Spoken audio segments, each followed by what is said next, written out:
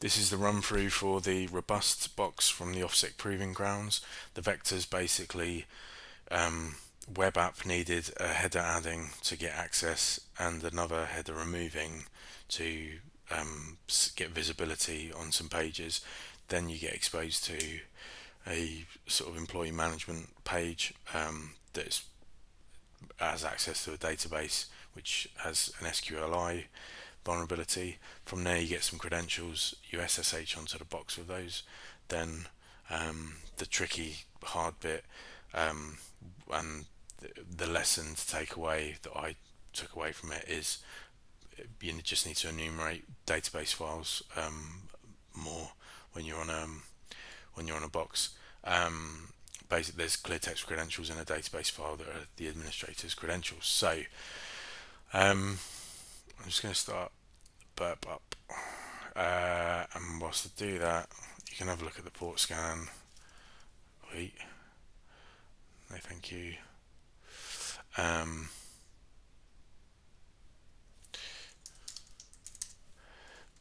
This is the port scan that I ran. You can see there's just 3 ports open: 22, 80, and 7680.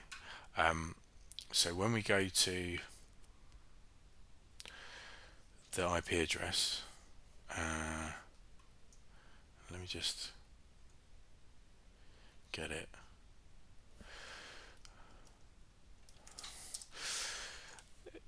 You're not allowed, because your IP address that you're coming from isn't correct. But we can use a HTTP header, like a standard one. Because if I turn Incept on and then refresh that page, and then I just whack, and sorry if the font's really small, but that's an X forward 4 header, and we're giving it an IP address that conforms to that format, and then press Control F to forward, you'll see we get through. So if we want to persist that or just repeat it, we can put it in match and replace.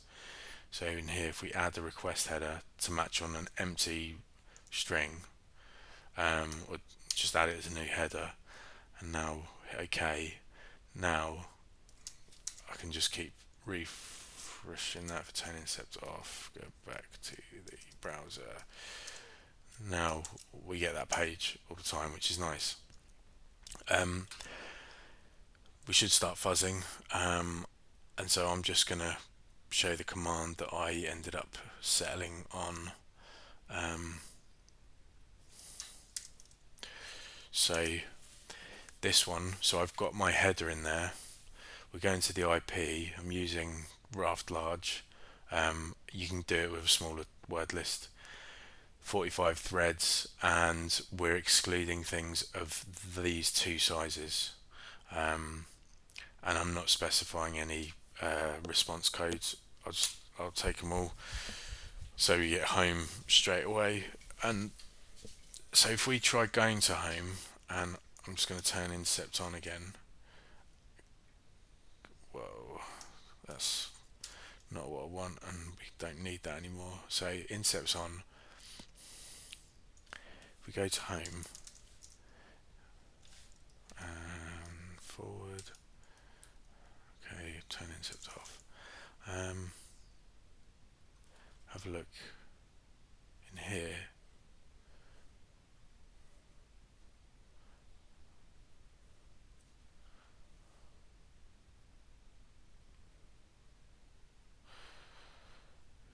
Yeah,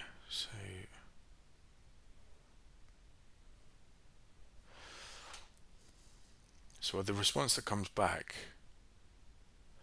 it does have data in it, but it doesn't render in the UI.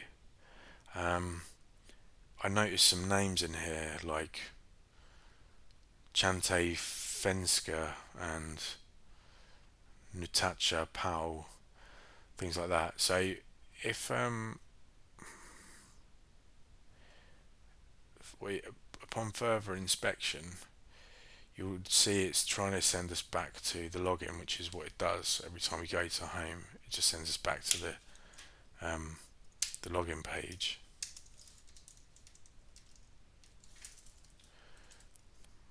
but we don't want to go there. So again, going to the match and replace, we can add another match and replace, but this time on the response header, and we want to match location, the location header, and we just want it to be removed. So now when we do that, we've got some data to play with. We've got 2 pages of data, and you'll be pleased to know that this point is very straightforward. Essentially, in the theme of crappy database management, either of these two, we can put in a really basic union select from the employees database, and then we get all of these out. Can you see this? So Jeff Hill's password is in there. So if I SSH as Jeff at 192.168.170.200, there's password, we're in as Jeff. I'm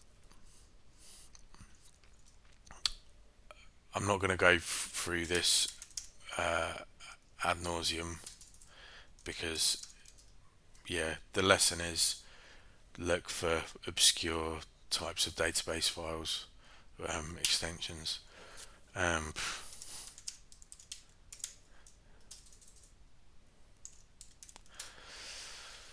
what you'll see here is there's quite a few restrictions on this. We can't do much. You know, there's a few things we can do, but so anyway,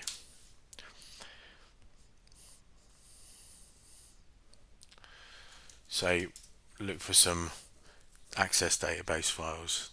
None of those. Let's look for some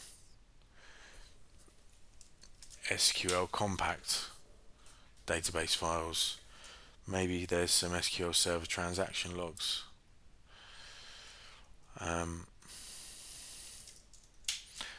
No. How about SQLite files? Okay. I did have a good look to see what was installed as well. Like this Microsoft Sticky Notes, this was just like way out there for me. But maybe you're a better person. Say if we type that out, okay, it's got some clear text stuff, and oh look, administrator, my super secret password 2112.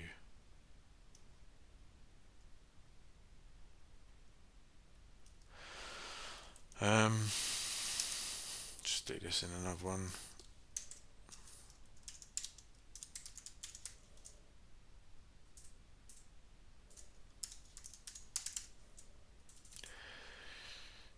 Yep.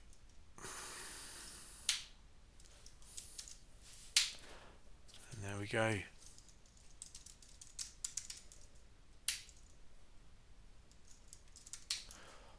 There's the proof.